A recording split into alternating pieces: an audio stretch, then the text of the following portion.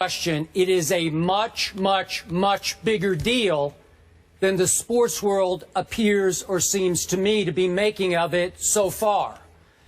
And again, I am dumbfounded, Stephen A. Smith, by the lack of reaction that Jordan Spieth got yesterday afternoon for putting himself in the strongest position ever since this record was achieved by Ben Hogan, the late, great Ben Hogan, in 1953, a year in which he won the first 3 majors.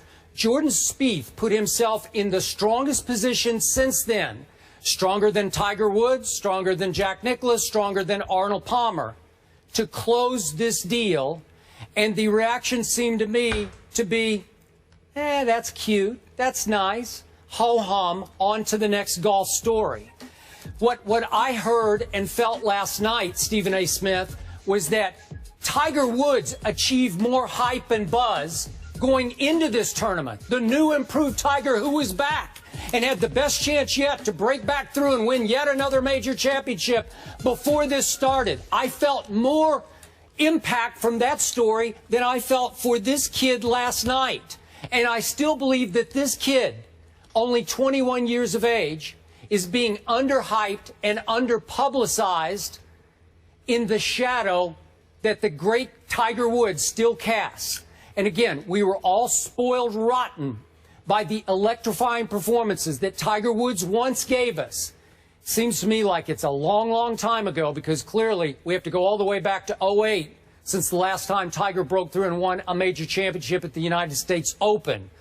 But to me, the reaction of the golf community still seems to be, hey, if it's not Tiger, it's not that big a deal. It's okay. It's a nice story. But ho-hum, it really doesn't matter that much if it's not Tiger Woods. And, Stephen A., if you don't mind, I'm going to hold up today's USA Today sports section. Can you see this headline atop the sports page? Now yes, I'm going to read it to you. Amateur, aces gather atop the leaderboard. So the first reference in this headline is to the amateur Paul Dunn, who's actually a little bit older than Jordan Spieth is, who was tied for the lead, kid from Ireland, tied for the lead at the Open, the British Open last night. I get it. That's a nice big story, but it's not Jordan Spieth. Jordan Spieth is mentioned in the 5th paragraph of this lead golf story almost as an, oh, by the way, world's #2 Jordan Spieth. Really? Now, again, I'm not taking a shot at USA Today. Love this newspaper. Read it cover to cover every morning. I think this typifies the general sports world reaction as of last night going into today. And for those who don't know or don't care, just for the record, Arnold Palmer won the first 2 in 1960, but was 4 back going into the final round. Jack Nicklaus won the first 2 in 1972, but was 6 back going to the final round. Tiger Woods came completely apart after winning the first 2 majors in 2002, was all the way 12 back going into the final round of the British Open. Jordan Spieth was a shot back. Jordan Spieth just birdied #1 today. Jordan Spieth parred #2. I'm not sure what he's doing on #3 because we're on the air now. But he is in a commanding position to close this deal. And to me, the sports world is still sitting back and saying, yeah, but it's not Tiger Woods. Your thoughts, please. Well, my point is that, you know, I appreciate you so early. I mean, immediately following the weekend, you make me laugh because you're literally sitting there feeling, you know, coming across as if, you know, just you're shocked, and it has such an incredulous attachment to it when it comes to your emotions. I don't understand that. It's exactly what I told you it was. If you are a golf aficionado, you can look at somebody like Jordan Spieth, who, you know, obviously shot a 66, was 11 under after Sunday, really showed up, got basically, as far as I'm concerned, got a little ticked off at his play over the first 2 days and really amped it up another level, which shows his competitive fervor, and that's something to applaud. Especially after the front 9 yesterday, right, when he bogeyed 9. Exactly, Then he got when he got a little miffed. Yeah. He got a little miffed after he bogeyed on 9. My point to you is that that's one of the things, to touch on your point, where you're absolutely right, and you should have a deep appreciation for the level of competitiveness that he's bringing to the table, because it's not just about his greatness. It's not just about his accomplishments in winning 2 majors already on the cusp of tying Ben Hogan and his record in 1953. It's about the fact that there's a competitive fervor that comes attached with that skill set, that when he is down and when he is behind and when he is looking at his game and he's not overly impressed, this dude actually gets an attitude and then comes up the rear roaring and ready to run over everybody. And I think that's an incredible trait for somebody of his skill set to have, and he deserves a lot of credit for that, which you are giving him. But Skip, that's talking about the sport of golf. If you really want to blame the world about why it's all about Tiger, who was just straight garbage, to be quite honest with you. I mean, when you look at the way that he played, just finishing as awful as he was, 5 back first day, 2, was it 238 in game, day 2, can't even make the cut, for crying out loud. Didn't birdie 1 single shot, just embarrassing, to be quite honest with you, which just conjures up, memories of my soliloquy that I echoed just a few weeks ago when I said he needs to retire and step away from the game. But the reason why Tiger, to get to my point, still is bigger news than the Jordan Spieths of the world, Skip, look no further than in the mirror. Look at yourself. Because you, being a golf aficionado that you are, playing and loving the sport and watching it as religiously as you do, capable of giving lessons on it, for crying out loud, as much of a student of the game as you are, you know better than me or most others that Tiger, being the transcendent figure, you got caught up in that too. Sure. So you basically spoiled the golf world about talking about more than just golf when it came to Tiger. So the fact that Tiger has fallen off the map, just getting back to talking about golf, ain't enough for anybody outside of golf aficionados or avid golf lovers. If you want to get the average Joe out there, mainstream America, really talking, I'm not talking about noticing what he did on highlights on SportsCenter or whatever, but if you want to get people talking about Jordan Spieth, then he has to be a transcendent figure, or at least let time pass, because we've been so spoiled by the transcendent figure that Tiger Woods is, that we forgot about Spieth. Even when we talked about Mickelson, to some degree when we talked about Rory McIlroy, the fact of the matter is it was either during the height of the Tiger era with Mickelson, or immediately in the aftermath of Tiger's dissension with Rory McIlroy. So ultimately you found yourself talking about these guys, using them as an excuse to get into Tiger, which made the stories more relevant. But because Jordan Spieth is up there right now and marching towards the #1 spot in the world, and Tiger walked into this weekend ranked 241st in the world and looking like he's nosediving even more, if that's possible, what do you expect? You expect what you're getting, which is Jordan Spieth really looks great. Here he comes. Well, we wish him luck.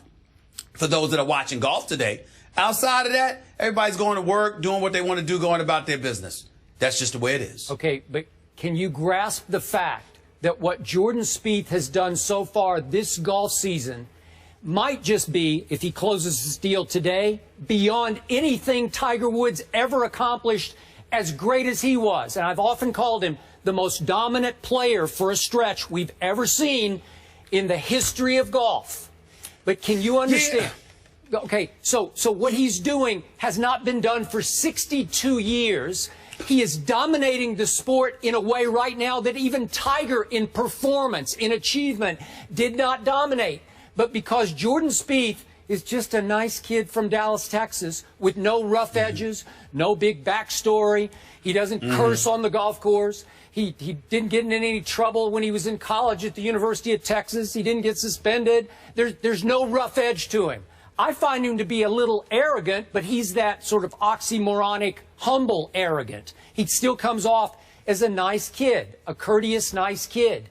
Well, that doesn't play well in today's world. Somehow, that doesn't capture the imagination.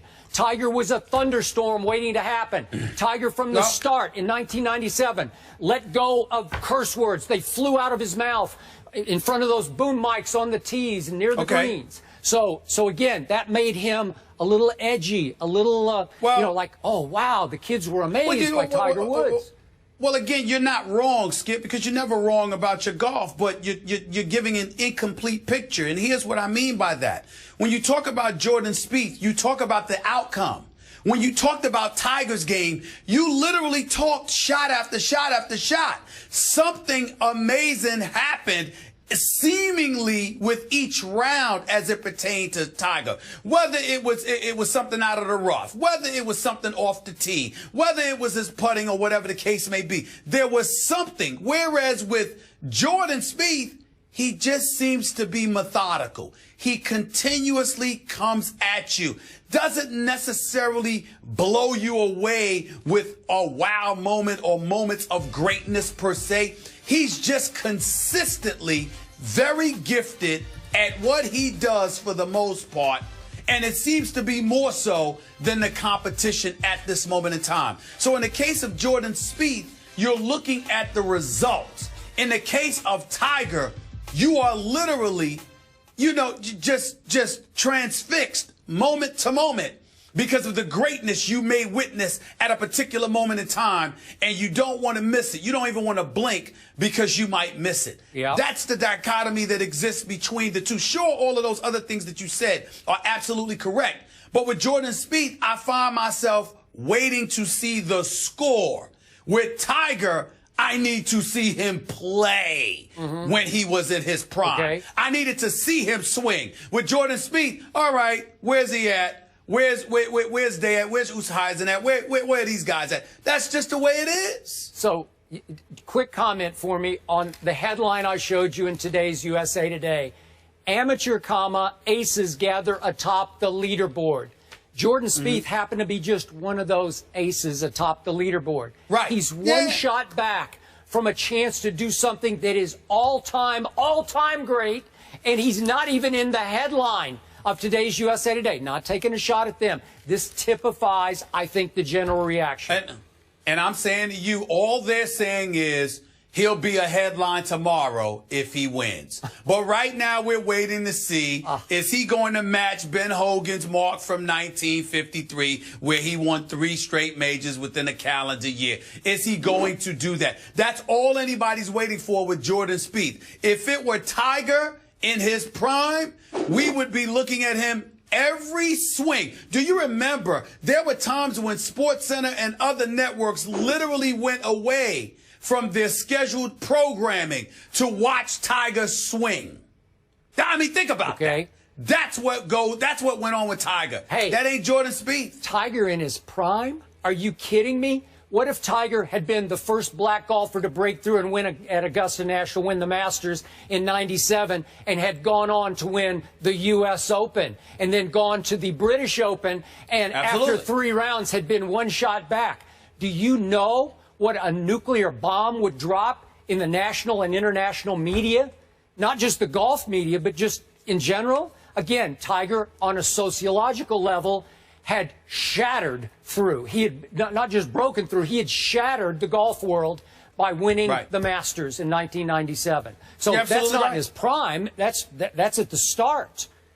That's right. You're absolutely correct. But I'm just saying his prime, meaning Tiger at his best. Sure. Because that's how much he had us mesmerized. Jordan Spieth doesn't hit us that way. He hits golf aficionados that way because you and so many others have an appreciation for golf that most people do not. So in that world, Jordan Spieth is going to resonate profoundly. I'm just wondering, when are we going to let go of Tiger Woods? Because we're not letting go. He's still the biggest story in golf. As garbage as he is right now, biggest story in golf.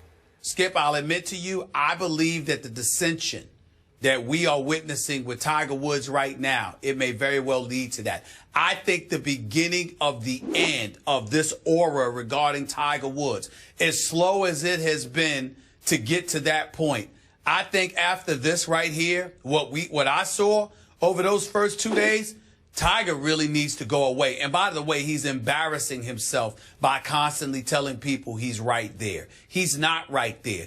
He looks like straight garbage. And I mean, listen, I'm sure anybody can resurrect themselves. But to watch Tiger right now, it's Yep. getting to the point where it's painful to watch him, and you literally are finding yourself feeling sorry for him.